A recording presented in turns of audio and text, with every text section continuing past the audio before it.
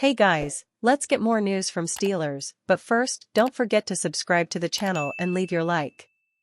Chad Johnson says Steelers signing Russell Wilson. The Pittsburgh Steelers are quarterback hunting, which has brought up speculation about each and every available passer on the market. But according to one former Cincinnati Bengals wide receiver, their next starter is already set in stone. Chad Johnson, former Bengals wideout, said on the Nightcap podcast that a little birdie has told him Denver Broncos quarterback Russell Wilson is going to sign with the Steelers this offseason. "We gotta work on the Steelers now," Johnson said. "A little birdie told me, and I said this many shows ago, Russell Wilson's coming on over to the Steelers." Wilson is still under contract with the Broncos, but is expected to be released prior to free agency. Russell has $30 million in signing bonuses coming his way from Denver, but the team is supposedly willing to take on an $86 million dead cap to move on. The Steelers remain firm that Mason Rudolph and Kenny Pickett are their top options this offseason, but that hasn't stopped everyone from naming the next star quarterback in Pittsburgh. Along with Wilson, Justin Fields, Kirk Cousins, and most recently, Jimmy Garoppolo have been named potential fits for the Steelers. Wilson, 35, is 115-72-1 all-time as a starter in the NFL. He went 7-8 with the Broncos last season before being benched due to injury guarantees late in the year. Daniel Jeremiah turns heads with latest Steelers mock draft prediction. Daniel Jeremiah of NFL Network has become one of the top voices to listen to during mock draft season. He doesn't nail every prediction, but his name resonates more than nearly every other mock draft expert's. So when Jeremiah pegged Washington offensive tackle Troy Fautanu to the Pittsburgh Steelers at number 20 in his second mock draft on February 20, it was significant for a couple reasons. For one, Jeremiah is the first notable mock draft experts to predict Fautanu to land with the Steelers. Secondly, the analyst was also unclear about whether he projected Fautanu as an offensive tackle in Pittsburgh. Pittsburgh invests in the offensive line in round 1 for the second year in a row, Jeremiah wrote in his February 20 mock draft that had the Steelers picking Fautanu at number 20. Fautanu fits the physical identity the Steelers are looking to create. He can play anywhere on the line, but it would be fun to watch him line up next to 2023 first-round pick Broderick Jones. That analysis turned some heads, particularly with Steeler Depot's Alex Kozora. Jeremiah's ending comment is interesting, suggesting Fautanu could kick inside to guard, Kozora wrote. Perhaps that could be his best NFL fit, but it wouldn't be ideal for the Steelers. Pittsburgh is set at guard with Isaac Seumalo on the left side and James Daniels on the right, both players under contract and playing well. Fautanu was primarily a college tackle, but logged some time at guard, too. Guard isn't a position you'll see discussed in many Steelers mock drafts. The Steelers have been linked to several offensive linemen expected to go early in the 2024 NFL Draft. However, they've predominantly been tackles and centers. According to the NFL Mock Draft Database, the only other mock draft expert this month who predicted the Steelers to select Fautanu at number 20 was Roster Watch's Cody Carpentier. Carpentier hyped Fautanu as a choice for the Steelers because of his versatility. Carpentier appeared to expect Fautanu to play tackle, but wrote he could play guard if needed immediately. Unless the Steelers have multiple injuries at guard, that's not likely to be a team need in 2024. Versatility is never a bad thing. But most mock draft experts are predicting the Steelers to go shopping for a potential franchise pillar at tackle. The Steelers need another stud at the position, not someone who would be adequate at multiple spots. Fautanu was primarily a college tackle, but logged some time at guard, too, Kozora wrote. Guard isn't a position you'll see discussed in many Steelers mock drafts. Kozora left open the possibility that Jeremiah's analysis was a more generate take that could mean Fautanu pairing with Broderick Jones as Pittsburgh's other future starting tackle.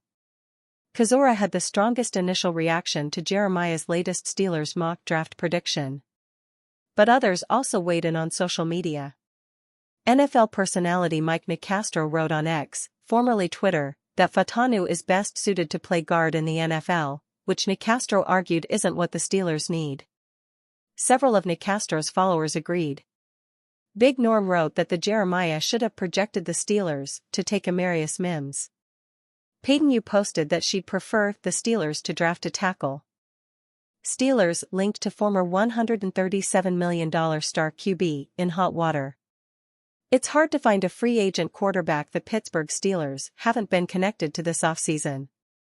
On February 19, Pro Football Talk's Peter King named the Steelers a potential suitor for a signal caller that won't be available to start the regular season because of a PED suspension, Jimmy Garoppolo. What team will take a shot on him as a starter when he's on the street this offseason, knowing he's out for the first 2 games? Pittsburgh, maybe? King wrote.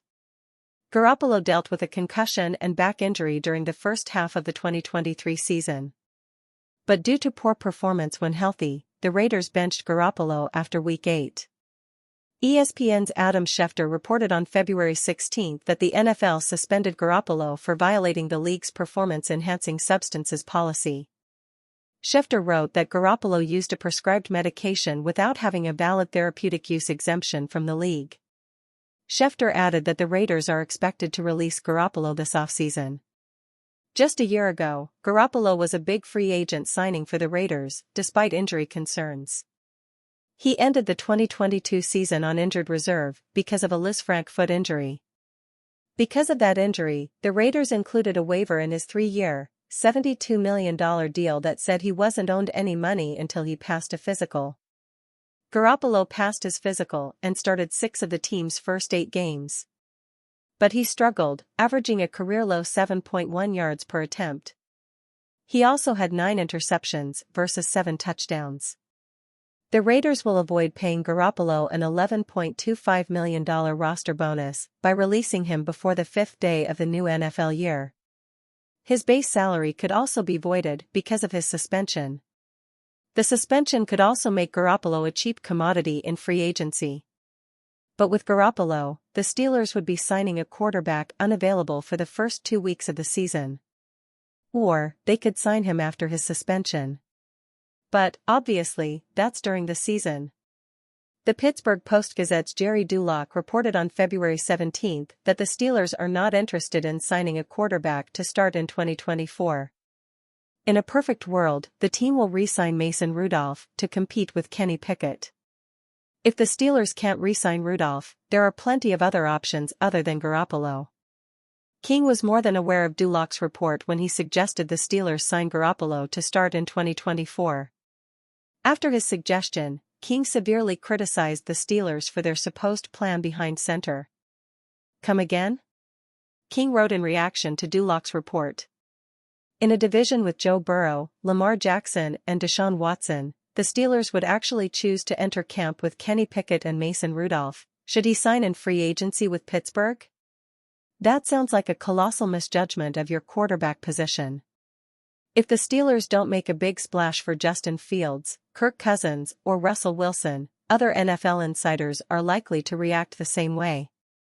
2 years ago, the Seattle Seahawks received severe criticism for entering the season with Geno Smith and Drew Lock as their quarterback. But Smith silenced the doubters, leading the Seahawks to the playoffs. Like Smith, Rudolph appeared destined for a life as a backup quarterback before December 2023. But maybe he can prove to be a serviceable starter as Smith has the past 2 seasons. Of course, the Steelers have to sign Rudolph first. It also wouldn't be shocking if Pickett showed significant improvement under a better play caller during his 3rd season. And you fan, what do you think of the Jimmy Garoppolo situation? Leave your opinion in the comments.